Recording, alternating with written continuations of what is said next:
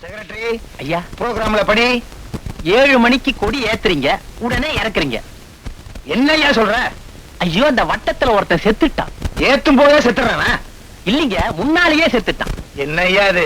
சரி, அடுத்த ப்ரோக்ராம். 8 மணிக்கு குழந்தைங்களுக்கு மிட்டாய் கொடுக்குறீங்க, உடனே தட்டி பறிக்கிறீங்க. கொடுத்த உடனே தட்டி பறிக்கிறேனா? இல்லீங்க, தேர்தல் பிரச்சாரத்துக்காக தட்டி வைக்கிறீங்க. அத ஒழுங்கா சொல்லக்கூடாதாக்கும். அடுத்த ப்ரோக்ராம். 11 மணிக்கு ஒரு சமூக சேவகியோட சேலைய திறக்கிறீங்க. சேலையை திறக்கிறனா? ஆமா. யோ, சிலை எழுத்து பிழை.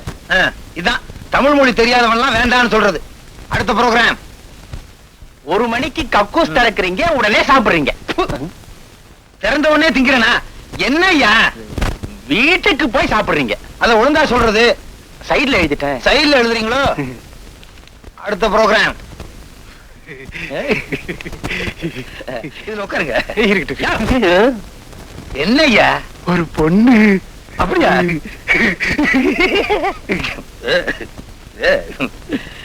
பொண்ணு வந்திருக்கு, கூப்பிடு. வாமா வாமா. அதுக்குள்ளயும் பேரை தெரிஞ்சுக்கிட்டியா? உங்க செக்ரட்டரி ஆச்சு. பேசிக்கிட்டு தானே இருந்த? ஆமாங்க, பேசிட்டு தானே இருந்தேன். வணக்கம் சார். வணக்கம். கல்யாணம் ஆயிடுச்சா? இன்னும் இல்ல சார்.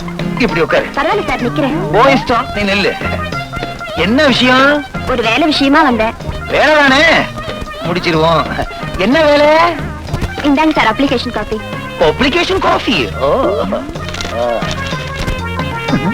என்னம்மா ஒண்ணுமே எழுதல? கண்ணாடி போடலீங்க. எல்லாம் எழுதியிருக்க, ஃபுல்லா படிச்சு பார்த்தேன். என்ன department? Agriculture department. Agriculture department. I know agriculture department. You take your okay. Okay sir. Secretary, என்னங்க அக்ரிகல்ச்சர் டிபார்ட்மெண்ட்னா என்ன? செங்கல் வச்சு வீடு கட்டுறது. ஆமா, விவசாயங்க. எனக்கு தெரியும். உனக்கு தெரியுமா தெரியாதான்னு டெஸ்ட் பண்ணேன். இது கூட தெரியாம நான் சேர்மனா இருக்கேன். இதே மாதிரிதான் 1947ல அது வந்து ஆரம்பிச்சிட்டீங்களா? எப்படி? அப்பா, ஒரு அப்பாவி பொண்ணை ஏமாத்துறது தப்பு இல்லையா? மீனா, முதல்ல நான் சாதாரண ஆளா தான் இருந்தேன். என்னைக்கு உன்னை நான் எடுத்து வளர்த்தனோ அன்னையில இருந்து எனக்கு லட்ச லட்சமா கொட்டுது. ஆனா எப்படி கொட்டுதுங்கிறது மட்டும் யாரும் கண்டுக்காதீங்க. நீங்க இப்படி எல்லாம் பேசுறதுனாலதான் என் வயித்துல ஒரு புழு பூச்சே இல்லாம போச்சு. வயித்துல புழு பூச்சி இருந்தா வியாதின்னு அர்த்தம். நான் பிள்ளைய சொன்னேன். இனிமேல நமக்கு புள்ள பிற போகுது. முயற்சி உடையோர் இகழ்ச்சி அடையார். வள்ளுவர் வாக்கு எதுக்கெல்லாம் பயன்படுது பாரு. இதே மாதிரிதான் 1947ல பஞ்சாப்ல. வாங்கப்பா, மாடிக்கு போலாம். சாப்பிட வாங்களேன். சாப்பிட வாங்கன்னு சொன்ன உடனே ஞாபகம் வருது. 1947 பஞ்சாப்ல.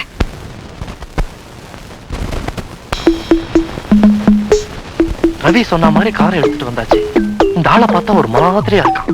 எப்படியாவது அமைத்திர வேண்டித்தான்.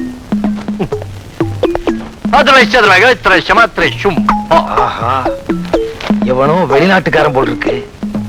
அவங்கிட்ட பேசி பணத்தை அமுத்திர வேண்டியதுதான். பணத்தை கறந்துருவீங்களா? எனக்கும் தமிழ் தெரியும். அப்போ இதுக்கு முன்னால பேசின பாஷை தட் இஸ் சைனா மொழி. அடடட, உலகம் பூரா சுத்தி இருக்கீங்க. Yes of course. ஆமா, என்ன விஷயமா வந்திருக்கீங்க? இந்தாங்க உங்க கார் சாவி. என் கார் சாவியே தான். காணாம போன கார் உங்ககிட்ட எப்படி கிடைச்சது? போலீஸுக்கு போன் பண்றேன். அவசரப்படாதீங்க. எவனோ ஒரு பொறுக்கி பையன் உங்க காரை இன்னொருத்தங்கிட்ட விற்க பார்த்தா அது உங்க கார் தான் நான் தெரிஞ்சுக்கிட்டு அவன் கிட்ட அடிச்சு புடிச்சு இந்த காரை கொண்டு வந்துட்டேன். கட்டாபட்டா சோராச்ச மலையில ஊத்தியலாம், பிள்ளையாக்கராச்சிலையும் ஊத்தியாலாம். இப்ப என்ன சொன்னீங்க? ஜெர்மன் பாஷையில நன்றி சொன்னேன். நீங்க ஜெர்மனுக்கு எல்லாம் போனது இல்லையா? நான் அங்க மட்டும் போல. நல்ல வேலை, நான் தப்பிச்சேன். அப்பா, காணாம போன நம்ம கார் கிடைச்சிருச்சா? ஆமாமா, அத கண்டுபிடிச்சு கொண்டு வந்தவரே இவர்தான். இவரா? இது யாரு, உங்க பொண்ணா? ஆமா. இது மட்டும் எப்படி இவ்வளவு அழகா இருக்கு? அது அவங்க அம்மா ஜாட. எப்பா, குடும்பத்துக்குள்ள குழப்பத்தை உண்டு பண்ணிடுறாரு. அப்பா, காரை கண்டுபிடிச்சு கொடுத்துருக்காரு. அவருக்கு ஏதாவது பரிசு கொடுக்க வேண்டாமா? பரிசு தானே, கொடுத்துட்டா போச்சு. தம்பி, கொஞ்சம் பக்கத்துல வாங்க. என்ன என்னப்பா இதெல்லாம்? இதாம்மா செலவில்லாம சிக்கனமா கொடுக்கறது. ரொம்ப நல்லா இருக்கு. எது? மொத்தம். நான் நல்ல வேலை. அப்ப நான் வரட்டுமா? நான் இனிமே இங்க அடிக்கடி வருவேன். அப்பா, நான் போய் அவரை வழி அனுப்பிச்சிட்டு வரேன். சரிம்மா. தம்பி, போறதுதான் போறீங்க. நான் சொல்றத கொஞ்சம் கேட்டுட்டு போங்க. இதே மாதிரிதான் 1947 பஞ்சாப்ல போயிட்டாங்களா? இதுக்கு முன்னால நம்மள மாதிரியே ஒருத்தன் பேசிருப்பான் போல இருக்கு. அதுதான் பொறுக்காம போயிட்டாங்க. வணக்கம். வணக்கம். யாரு? இந்த கும்படை எங்கேயோ பார்த்த மாதிரி இருக்க. வேற எங்கேயும் பார்த்திருக்க முடியாது, என்கிட்ட தான் பார்த்திருப்பீங்க. அடடே புண்ணிய கோடி, வாங்க வாங்க உட்காருங்க. என்ன விஷயம்? செக்ரட்டரி, இன்னும் 2 நாள் ஐயாவோட பொண்ணுக்கு பிறந்த நாள் வருது. அதுக்காக உங்களை கூப்பிட்டு போலான்னு வந்தோம். பொண்ணுக்கு பிறந்த நாளா? 2-3 மாசத்துக்கு முன்னதானே கொண்டாடதான் நினைப்பு. இன்விடேஷன் கூட பார்த்தேனே. வக்கீல் சார், மாசம் மாசம் பிறந்த நாள் கொண்டாடக்கூடாதா? அவ்வளவு ஏன் 5 வருஷத்துக்கு ஒரு தடவை தான் எலெக்ஷன் வரணும். இடையிடையே கவர்மெண்ட் கவுந்து மாசம் மாசம் எலெக்ஷன் வர்றது இல்லையா? ஜனங்க ஓட்டு போட்டு கையெல்லாம் கரும்புள்ளி ஆகி போச்சு. ஆமா, என்ன சம்பந்தம் எல்லாம் பேசுறீங்க? நான் அரசியல்வாதி, அப்படித்தான் பேசணும். அதுதான் ஊரறிஞ்ச விஷயமாச்சே. நான் அவசியம் வந்துடுறேன். இதே மாதிரிதான் 1947 புண்ணிய கோடி, நான் அவசியம் பர்த்டேக்கு வந்துடுறேன். செக்ரட்டரி, இந்தாங்க இன்விடேஷனா? Very good. ரொம்ப நன்றி. இன்விடேஷனை சும்மா ஒரு ஃபார்மாலிட்டிக்காக 10 அடிச்சேன். பல பேர்கிட்ட காட்ட வேண்டாமா? அதுவும் சரிதான். வக்கீல் சார், ஆ? அன்பளிப்பா குத்து வழக்கெல்லாம் கொண்டு வந்துடாதீங்க. ஏன்? அத இன்னொரு இடத்துல கேட்டிருக்கிறோம். அவங்களும் கொண்டு வரதா சொல்லிட்டாங்க. இல்ல இந்த மாதிரி ஆளுங்களை கூட வச்சிருந்தா எனக்கு எப்படி டெபாசிட் கிடைக்கும்? புண்ணிய கோடி, உங்க பொண்ணோட பர்த்டேக்கு நான் அவசியம் வந்துடுறேன். புரியுது, போங்கன்னு சொல்றீங்க. வர்றேன். வக்கீல் சார், ஆ? வெள்ளி பன்னீர் சொம்பு உங்க வீட்டுல இல்ல, அதையே நான் பிரசன்டேஷனா கொண்டு வந்துடுறேன். அடாடாடாடா, இவர் வக்கீல் சொன்ன உடனே கப்புன்னு புரிஞ்சுக்கிட்டாரு, கற்பூர மாதிரி. அந்த வாசனை எல்லாம் நமக்கு எங்கெங்க தெரிய போகுது? போடா. அம்மா, தாயே. இந்தாப்பா 10 பைசா. பாக்கி 9 பைசா கொடு. பாக்கி 9 பைசாவா? இந்த 50 பைசா இத நீ வச்சு பொழைச்சுக்க. தேங்க்ஸ் பா. அதையும் வாங்கிட்டு போயிட்டா.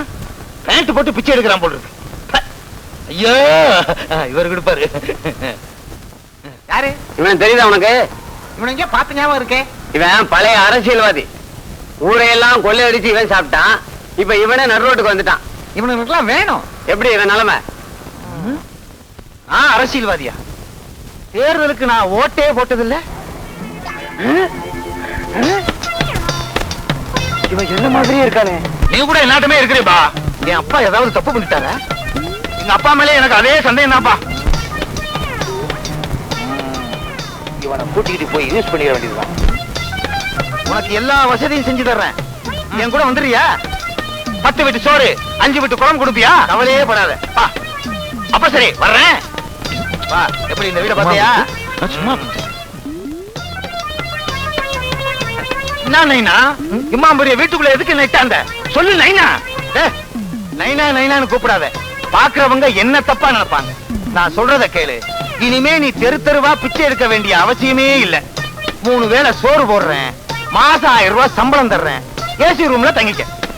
1000 தான் இருந்தாலும் 5 வீட்டு சோற ஒன்னா கலக்கி குடிச்சிட்டு அப்படியே கூவாத்து பக்கம் படுத்தா என்ன ஜோரா தூக்கம் வரும்.